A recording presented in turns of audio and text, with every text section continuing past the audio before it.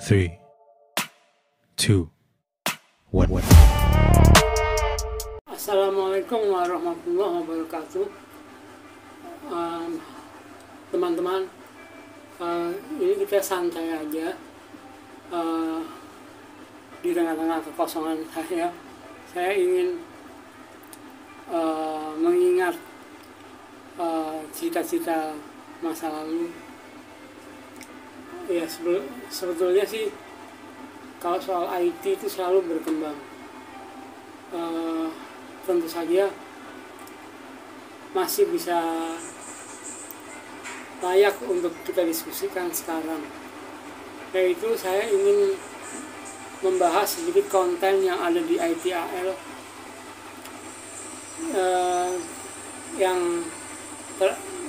yang sering dipakai. Mungkin selanjutnya bisa dibahas lagi kelanjutannya. Tapi saya ingin 3 hal ini cukup menarik, yaitu incident management, problem management, change management. Nah, untuk incident management mungkin sebelumnya ada yang sudah tahu, ada yang belum. Yang belum mungkin cukup populer ya dengan sebutan help desk. Help desk itu di internal perusahaan, kalau di eksternal bisa disebut customer service. Di ITIL help desk tidak dikenal, yang dikenal service desk. Itu sama saja, service desk dan help desk, yaitu setiap keluhan. Jadi insiden itu terjemahannya keluhan yang disampaikan ke IT departemen. Dalam hal ini fokus pada insiden manajemen atau keluhan, mengontrol keluhan, memanage keluhan. Nah, kemudian kita tahu bahwa mungkin ada yang bilang, apa bedanya dengan problem? Problem itu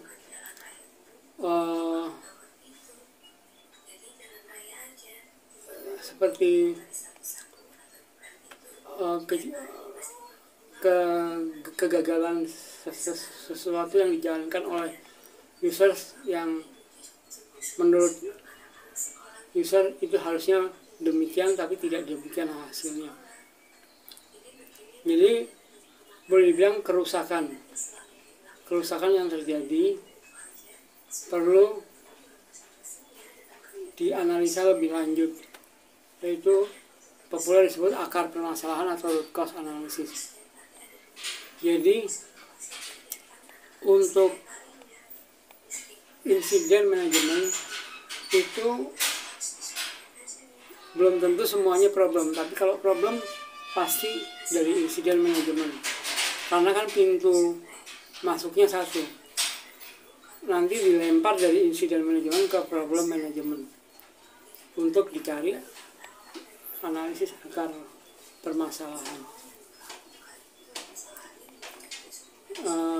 Jadi teman-teman, di keluhan user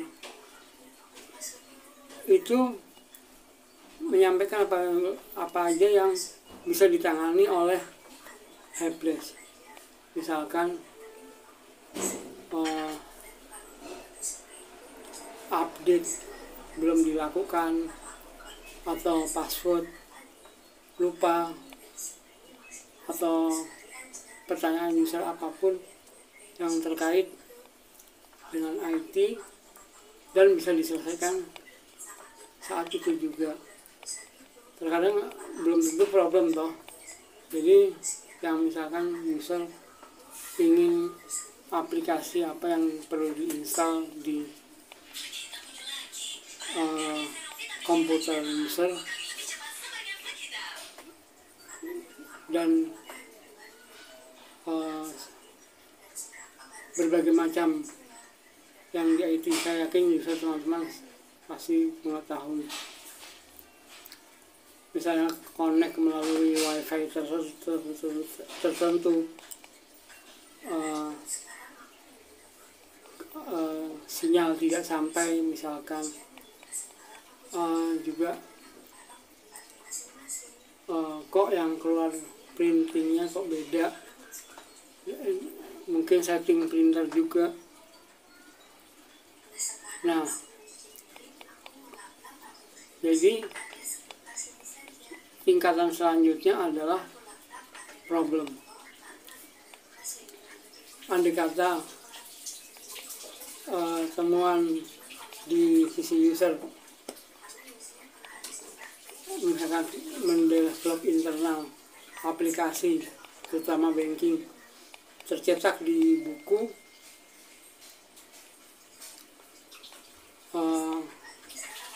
tidak sesuai, mungkin terlalu lebar, bukunya lebih kecil, desimalnya nggak kelihatan dan sebagainya. Ini seperti yang di customer service banking. Dioper ke problem management itu anggotanya spesialis yang menguasai apa yang dipakai oleh sistem tersebut, termasuk jika ada aplikasi internal banking tersebut. Sedangkan kalau eksternal, ya kita lempar ke mereka yang mendevelop, yang di hire oleh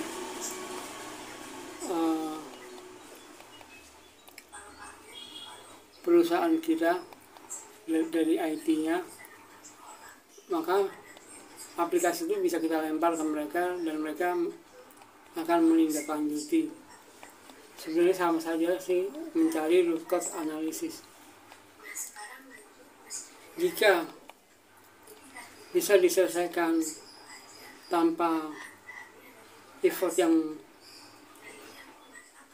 berat, maka selesai sampai problem management. Jika effort yang lebih dari yang diharapkan, misalkan butuh external resource atau internal resource yang membutuhkan untuk membeli software versi baru, ataupun kalau internal development direvisi, revisi minor ataupun revisi major. Minor itu misalkan versi 1.1 atau 1.1 misalkan, itu juga bisa diselesaikan di change management dengan programmer internal dan tidak membutuhkan effort yang berat. Tapi kalau memang berat, membutuhkan biaya yang cukup besar, maka perlu dibahas di change manager